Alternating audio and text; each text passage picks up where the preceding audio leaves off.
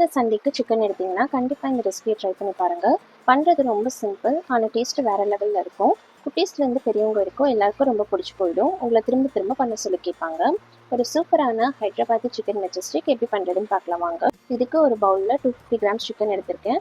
அதில் 2 table spoon cornflour powder, கொஞ்சமாக pepper powder, தேவையான அளவுக்கு உப்பு சேர்த்துட்டு கூடவே ஒரு முட்டையை உடைச்சி சேர்த்துக்கலாம். சேர்த்துட்டு இதை நல்லா மிக்ஸ் பண்ணிக்கோங்க.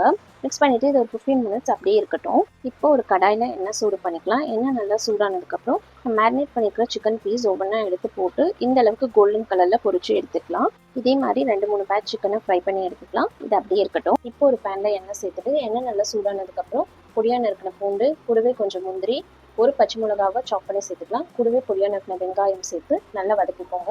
இந்த அளவுக்கு வதங்கினதுக்கப்புறம் இதில் கொஞ்சம் இஞ்சி பூண்டு பேஸ்ட்டு சேர்த்துக்கோங்க.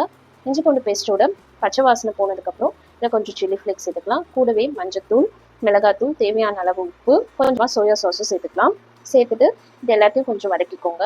வதக்கினதுக்கப்புறம் இதில் நம்ம மேரினேட் பண்ணி வச்சுருக்க சிக்கனை சேர்த்துட்டு நல்லா மிக்ஸ் பண்ணிக்கோங்க. மிக்ஸ் பண்ணிவிட்டு மேலே கொஞ்சம் பொடியாக நறுக்கின கொத்தமல்லியை சேர்த்துட்டு ஒரு பவுலில் ட்ரான்ஸ்ஃபர் பண்ணி சர்வ் பண்ணிங்கன்னா ஒரு சூப்பரான ஹைதராபாத்தி சிக்கன் மெஜஸ்டிக் செமையாக ரெடி ஆகிடுச்சு.